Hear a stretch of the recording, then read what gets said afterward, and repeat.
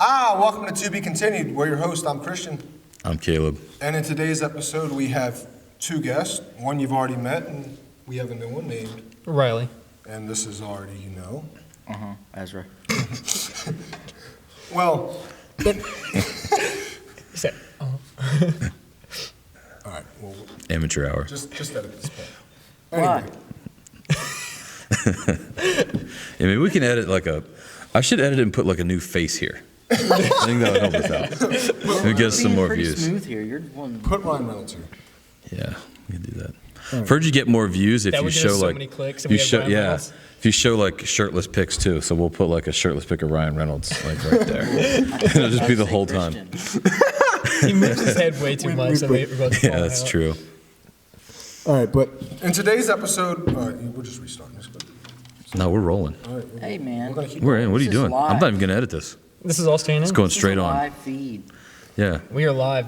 this is how Joe Rogan got famous, just hanging with the bros. Exactly. We're next on Spotify, All right. and we're not gonna say any bad words to get us caught though. Mother! They don't care if you say that one. Oh, wait, you mean nasty? Maybe we need a 3-man show. Yeah. No. Can you have COVID again? Can you go check and see if I locked the car?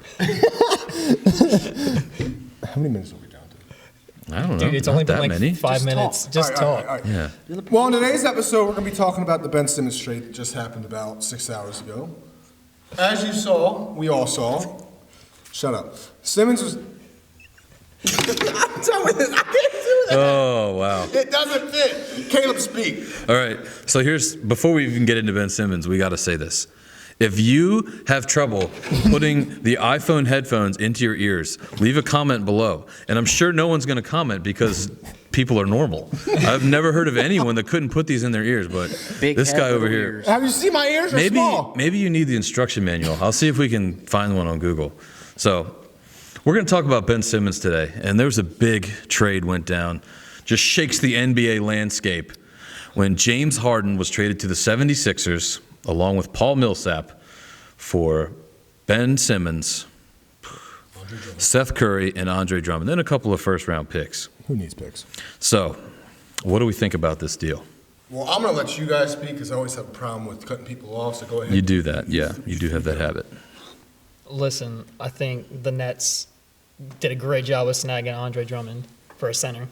They did a great job of snagging the bench warmer, Ben Simmons, and then Seth Curry. They have another three-point shooter on their Couch team. potato, Ben Simmons. Dude, the Nets, they snagged a pretty good trade. People were saying the Sixers won that trade, but I don't know. I think the Nets snagged two good players and then somebody to warm the bench for them and get them water. I've seen a lot of people have talked about this trade, and there's a lot of people that think the Nets did really well because they've got this picture of Ben Simmons, like the all-star version of Ben Simmons, Defensive Player of the Year version of Ben Simmons. But this is the same Ben Simmons that people were talking about like a couple months ago, having absolutely no trade value, how he's worthless. And people were talking about like Daryl Morey should trade him for Buddy Hield, even up, or Malcolm Brogdon, or just name whoever. And so now he ends up trading him as a package to get James Harden, who is a legitimate superstar. And I think this trade is great for the 76ers. It's great for James Harden and Joel Embiid because Joel Embiid and James Harden are kind of in the same spot, in my opinion, where they've both been paired with people that have never been perfect fits. James Harden, he's played with other superstars, but other than when he first came into the league, he wasn't even a starter. I mean, even then he was playing with Russ and KD. But then when he got to Houston, he was running the show. They paired him with Chris Paul and then Westbrook. And then he goes to Brooklyn and he's playing with Kyrie Irving. So he's basically sharing his position. And so none of those places he's been perfectly fit. But now he's in Philly, he's with Embiid. I think those two are going to work perfectly together. It's going to help Embiid because there's not Ben Simmons down there clogging the lane. And for the Sixers, what I don't like about it is you did give away some important depth. You gave away Drummond, not gave away, you traded away Drummond and you traded away Curry, which are important, but we'll see what happens in the buyout market, that maybe they'll snag somebody. They have to snag a center, you would think. Who knows? But I think this is a great trade for the Sixers. And for the Nets, let's just talk about Ben Simmons for a second. That dude just does anybody think he really has a mental illness? Let's be real here. I think Ben Simmons came out and weaponized mental illness and just made this up because he didn't want to come to Philadelphia. And we'll see when it comes to how fast he plays in Brooklyn. If he plays anytime soon, then he was just making it up the whole time. He just didn't want to play in Philadelphia. And I think we all knew that all along. Oh, yeah. And I've never seen an athlete I respect less than Ben Simmons. And there's nothing he could do that would ever change my mind about that. Never been another athlete. He definitely showed that it's either him or it's for the team, because he threw a fit because the fans were making fun of him, which is what they do. Fans make fun of everybody. Even if you're LeBron James, they make fun of his hairline. Yeah. They make fun of KD's ashiness. They make fun of everything. Especially in Philly. Oh, yeah, Philly's even worse. I mean, look what they did to Iverson. I mean, Iverson had just won that MVP 2 years later. Howard Eskin comes out with a phony report, and everybody thinks he's the worst player in Philly. And honestly, Philadelphia fans just ask for you to play. Every Philadelphia fan knows that it's hard to play in Philly. Oh, They know. And if you play to your hardest extent, whether you win or not, Philly's going to love you. And because Ben Simmons threw his fit and stopped playing this season, Philadelphia definitely does not like him, and they're really happy to get him out of there. I mean, if you need evidence, look at the Eagles and their love for Jalen Hurts. Jalen Hurts was absolutely terrible in that playoff game. He looked like the exact opposite of what all the other good quarterbacks are in the league. Now, I'm not saying Jalen Hurts can't get better, whatever. But Eagle fans are happy with him. Some of them are. And, like, they love him, and they at least appreciate that he's out there. He's given everything he's got. You never have to wonder about that with Jalen Hurts. And My guy. Ben Simmons is not in that category. No, Simmons has never been in that category. I don't watch basketball, but I do like James Harden, the lethal lefty. That was my nickname in high school, so, yep, Sixers won it. I don't think that was ever that was your not a your nickname. nickname. Right. Right, Everybody- it was the left-hand bandit. That's what they called me. That doesn't seem real either. You made that up. I thought it was easy B Really? draws. Easy Call beat Chester draws. up, ask gym class. Yeah. But with this trade that just happened today, I don't agree with what Stephen A. Smith said earlier, though. He said this is the worst trade in the history of Daryl Morey. Could be, has potential to be. I don't think it does. I mean, No. because if you look at the numbers, I mean, I have them right here. I mean, in the last 2 years, you're looking at his points. You're like, all right, James Harden, is he still the 35 point per game James Harden he used to be? No. And you can watch him now and you still see, is he that guy? No. But do the Sixers need him to be that guy to win a championship? No. All the Sixers need to do is exactly what he does. Shoot, keep people out of the paint, unclog KD, which he will. He doesn't have to play as many minutes as he did in Brooklyn and Houston. Why? Because the sixth man, Tyrese Maxey's going to be good. And then you have his assist. I mean, he's getting 11 assists per game. He's going to be able to facilitate this offense. And if you put Embiid and Harden, that's the best point guard center duo in the league to me. And then you can't say that the Nets lost. I mean, because the Nets, they got rid of Harden, right? But I never saw that trade working out in the first place. The reason why, Kyrie, KD, and James Harden are all what? Ball-centric players. You can't have three ball-centric players on one team. Now, the Nets have opened up their team, and if they're smart, what they do with Simmons is they look what the Lakers did in 1982 with Magic Johnson in the NBA Finals. Put him at center, let him facilitate the offense from the center position, but also run him in pick and roll because Ben Simmons can be a good center. I mean, didn't the Sixers play him at center at one point in time? There's a difference between Magic and Ben, and it's that Magic had a cares. desire to be great. He had a Yes. desire to be an all-time great. Ben Simmons thinks he is an all-time great, Which he's not. and he's done nothing to deserve it. He should have won the Defensive Player of the Year last year. Yes. He did deserve that. And he's one of the best defensive players in the league. You can't deny that. But so was Tony Allen. And people aren't talking about him as ever being one of the best players in the league. But here's the problem. I think Ben Simmons is an underrated offensive player because people are like, he doesn't shoot. And I understand, yes, he doesn't shoot. But 16 points per game, he doesn't shoot, but he's a great. How's he in the paint? When he's confident in himself, which right now he isn't, but When he's a solo act, he's great. Just like Russell Westbrook. How's he doing on a team with other good players? they're the same player. You have a point. And I think that's Brooklyn. Here, like, picture this scenario for a second. Brooklyn just picked up Ben Simmons to play theoretically in the playoffs and have, like, I guess you'd call it a big three of Ben Simmons, Kyrie, and KD. KD, as long as he's healthy, is going to play and he's going to ball, no doubt about it. Kyrie doesn't play the home games. Kyrie's not going to play home games. And imagine a series against the Sixers. Kyrie's not playing in Brooklyn, and Ben's coming to Philly?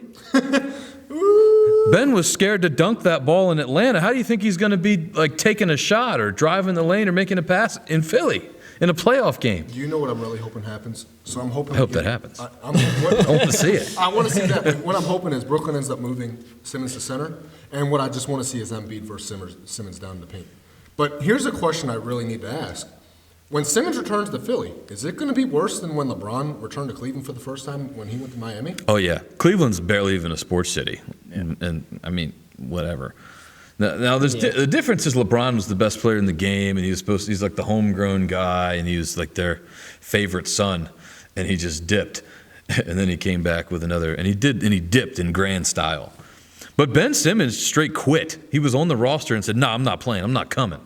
And the Sixers are right now, they're like a couple games out of the top seed with Ben Simmons just sitting at home.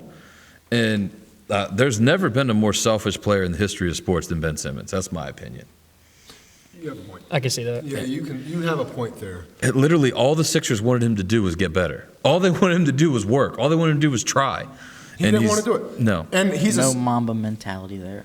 No. It's true. work ethic in him just don't. I mean, he's such a bad worker in the offseason. All he wants to do is he just wants people around him that cuddle him. And the only reason he wanted it out was because one guy, Doc Rivers, who was babying him all of last season, which I still say to this point, you cannot baby a player ever. In Philadelphia, you should know that anyway. I mean, speaking of the Eagles, they just got done doing the same thing for what? Carson Wentz. They babied him for 4 years. And then they put a little hard stick into him, gave him Jalen Hurts, and what happened? He looked like the worst quarterback in football. But now Ben Simmons, you're going to baby him an entire season. Say, oh, Ben's a championship caliber point guard. Simmons is a championship caliber point guard. Not forcing him to work on his free throws. Not forcing him to work on his three-pointers. Doc Rivers should take some blame for what happened to Ben Simmons. But Ben Simmons deserves blame? Absolutely. Because he went into every offseason, and we said if he could just get a jump shot, he would be great. Giannis Antetokounmpo is exactly what we thought Ben Simmons should be. When Ben Simmons was drafted in 2016, that's who we thought he was going to be. I'll say this about the Sixers, too. If they don't win, it's not going to be because of James Harden or Joel Embiid. It's because of Doc Rivers. It's going to be because of Doc Rivers. Absolutely. I don't know how that man got the reputation of being such a great coach. He chokes. It was the year. Clippers. It was the Clippers with Chris Paul, Blake Griffin. But even DeAndre they Jordan. choked. I know they He choked, got but that that's why. reputation in 2008. Once he won that championship. He got that ring with a loaded team, the only first team that super had the team. big three The ever. first super And team. And they had that's a why big he got three his plus reputation. Rondo, too. So That's it's why I'm really saying it like was the first that super team was team. legit. And he won. And so now everybody's, oh, he like gets to ride those coattails forever. And it's insane. Yeah. But maybe Steve Nash is what Ben Simmons needs. Maybe he needs a coach that's going to tell him, you need to do this or we're going to get rid of you right now. Yeah, it could. I hope he does. Honestly, like, I always believed in Ben Simmons. To the day he was traded, if he had just come back to Philadelphia tomorrow and tried, I would have supported him. I would have hoped he did his best, whatever. But just like the way this whole situation played out, he just looks like a big baby. And Yeah. But back to your point, though, you said LeBron was like the homegrown child there in Cleveland. Could I not argue that Simmons, while he's not from Philly, when he was drafted in 2016, was he not viewed as the Messiah coming to Philadelphia to save the franchise? That's because Philadelphia was coming off a horrible season. Yes, but like the when worst. he because was- people said he was the next LeBron James, Yes, so when they he just was- like bought it. But he's It's not. LeBron's different because he's from Cleveland, and he made a big deal about Well, that, about being a local Akron boy, and like to grow up and come back and as the man to come in and change things. And so to them, it was like Simmons Yeah. got the name in college. If Simmons got best player, he's going to be the best player in the NBA in college. And then he let that get to his head. So when he got to the NBA, he didn't put any effort in, didn't do anything, and he was just like, I'm the best player here. And then we see where he is now. I've always felt that I would never draft somebody like in the top of the draft that didn't at least carry his team into the tournament and have one or two like signature games. Ja Morant, I knew was going to be a stud because he was out there playing by him. Like, I don't want to disrespect his teammates, but he was the only legit player out there, and they won a couple games. Ben Simmons, LSU was in the NIT. Markelle Fultz was supposed to be this slam dunk number 1 overall pick. And I'm like, why? This guy couldn't even lead his team into the tournament. They couldn't even make it, and he was a slam dunk number 1. They drafted number 1. He's never been any good. The guy can't dominate in college. He's not going to dominate in pros. Now, you guys better stop talking bad about Ben Simmons. You guys are going to be very ashamed when you see your DMs and he's going to be talking trash on you guys. My DMs are open. Well, Ben, you don't have to slide into his. You can just full on run. So, wait. I don't know what that means. Trip and fall like Christian trying to go home. Yeah, I wish we had a video of that. We could put it in the video But next no. time. Maybe this is what both team needs. Maybe because the Sixers, they need a point guard who can actually do it, and then will also look the court and be able to shoot. And the Nets, they need a big man who's gonna own the paint and who's gonna be able to get steals and blocks and do that. And they have somebody who can pass. They could run a 4-man offense too. They could put Ben Simmons at power forward and run a 4-man outside offense. Have Kyrie, KD, and then Ben Simmons all in the arc and pass the ball around until the defense is broken. Well, here's my problem right now with the Nets, though, because their potential starting lineup, they say they have Kyrie, who is it, that shooting guard? Is it Harris they put there? No, it wasn't Harris. Curry. Then you put small forward KD, power forward Ben, then you put center LaMarcus. My problem with that lineup would be you're doing the same thing that Philadelphia just did. You're clogging the paint too much.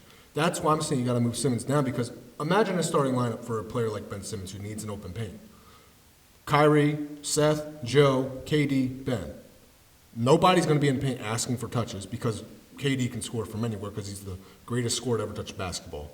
I mean, I know that might be debatable for some of you, but he's 7 foot. It makes sense. Who can stop him? He's a 7-footer that is just an incredible shooter. I'm not arguing that one. And while he might not be the best leader as KD, I mean, but he knows how to win. He saw it in OKC. I mean, look at OKC. He left Russell Westbrook, and he said, I can't win with him. Was he wrong? No. Westbrook doesn't know how to win. He should have stopped with, I can't win.